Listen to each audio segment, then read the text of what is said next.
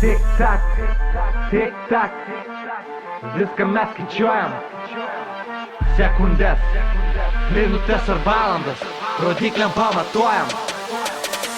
Šie laikrodžiai buvo kažkas tais netikėto, nors ir netiksliai rodė, džiaugtis vis vien dėrėtų. Šį laikrodį išrado tik 13 amžiui, kabėjo jis ant bokšto miesto centro vidury. Valandas išgirsdavom tik tai iš varpo dūžių, bekuriant mechanizmus buvo visokiausių lūžių. Galiausiai mums pavyko kažką tai sugalvoti, kelių amžių reikėjo, kad rodiklės sukeliotųsi. Pradžiai jie buvo dideli ir miesto reprezentas, ant bokštų jie kabėjo, buvo tai tikras menas. Turėjome netokį miestę Klaipėdoj, gaisriniai laikrodis padėjo, kai kas buvo bėdoj, kai kas buvo bėdoj.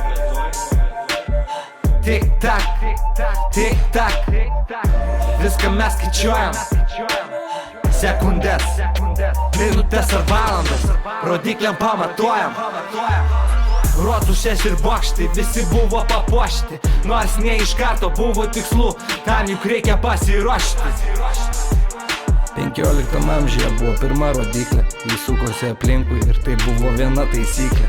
O laikui bėgant rodiklių pagausėjo, vienas skaičiavo minutės, o kitas sekundės netgi prieš vėją. Subrendo jau laikas, kai mokslas tobulėjo, todėl į šį pasaulį atominiai laikrodžiai atėjo. Tiksliau už jos nebūna, vėluoja jie mažai, sekundės paklaida per milijonus metų, tai yra labai gerai.